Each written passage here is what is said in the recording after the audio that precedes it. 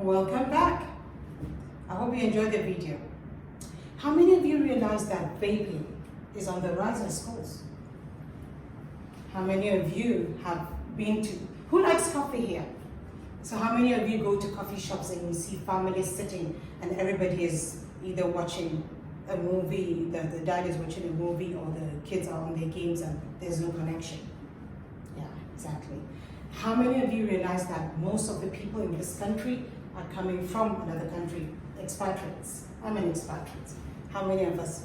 Amazing. Most of the people in the room are expatriates. So what does that spell? The support system is breaking down.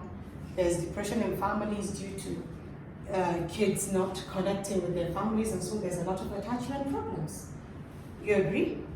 Okay. So what happens when you go into depression? What's the first thing that comes to you? You feel you're sick, but you're not sure if it's actually a sickness, so you go see a doctor.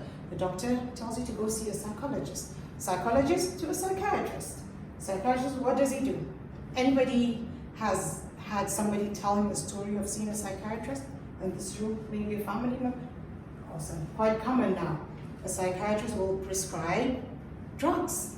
What does the drug do? Nothing. It does nothing because it's targeting the symptoms. We're not trying to target the symptoms, you're trying to target the problem of the depression. So it goes without saying that depression is on the rise.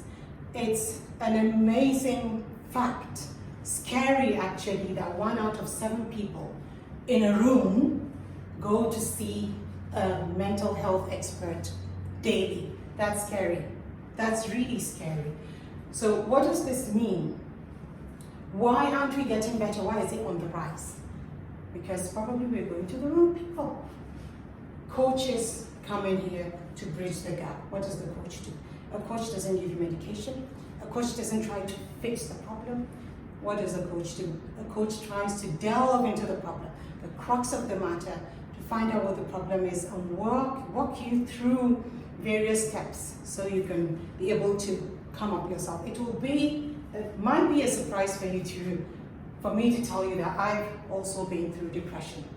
2 years ago, there was no way I would be standing here telling you this, because I would wake up in the morning, I would not be able to leave my bed. Why? Because I didn't see the reason to actually leave my bed. I wasn't happy. I have a son with special needs. Anybody has a relative with special needs or any form of special needs problem in the room? Yeah, quite a number. We live in Dubai. I mean, the rise in autism is daily all over the world. 1 in 68 children are being diagnosed with autism every day. That's a major, major crisis. It's even becoming higher than cancer and diabetes put together. So what does this spell? It's breaking down family system, because then I won't be able to wake up because I'm thinking my kids are not happy, my son is having behaviors, and so depression sets in. How did I get help?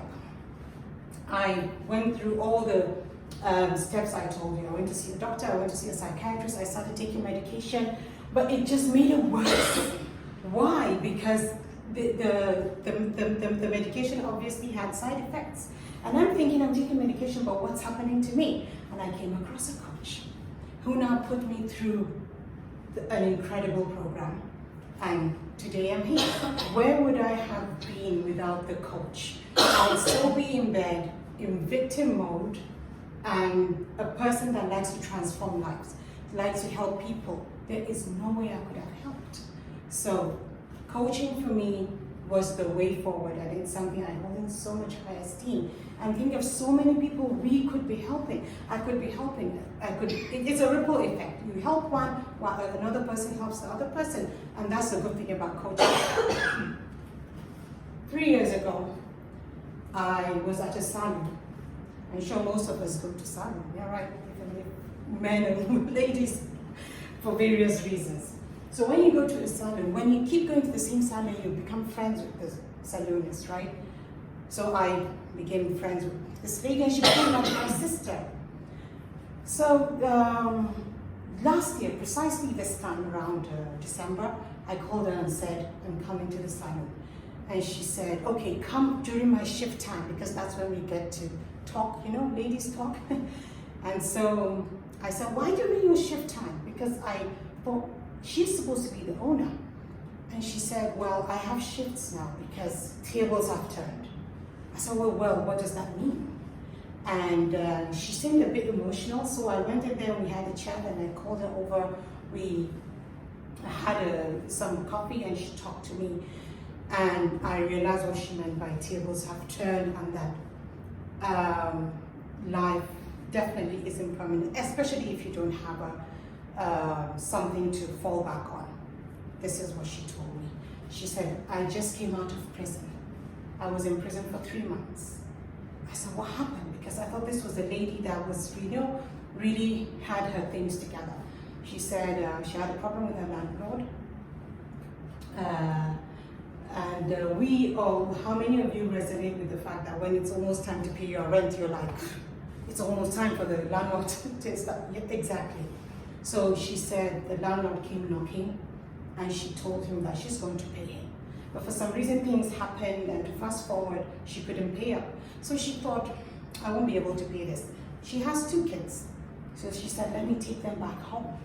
And at the airport, to her surprise, she got reprimanded by the police that the landlord had told them that this lady may try to run away, and so she was reprimanded.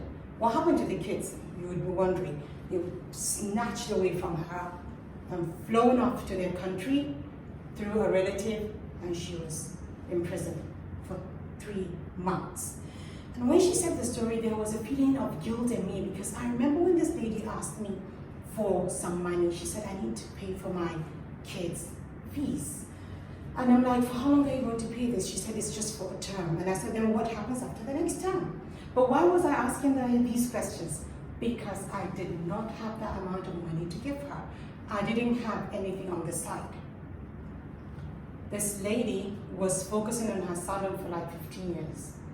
Had it been probably she had something on the side, I'm sure she wouldn't have ended up in prison.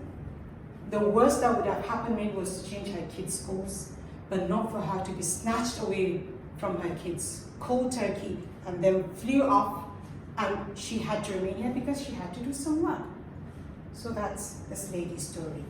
What does this say? Why am I telling you this?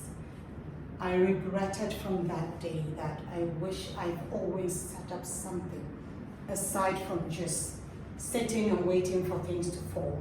And I'm thinking, passive income. That would have been a way I could have helped this lady, because I couldn't dig into my budget to give it to her. What would this lady have done also? Had it been she was just focusing on the salon, probably she would have been able to help her kids. And so coaching is not only about helping people. Coaching helps you to actually get something aside from what you're earning formally. And the beauty of it is, it's not just about the money, because the money comes as a byproduct. Did I say that coaching is helping? When you help others, you feel happy. Imagine a byproduct that comes from doing what you love and feeling happy about it.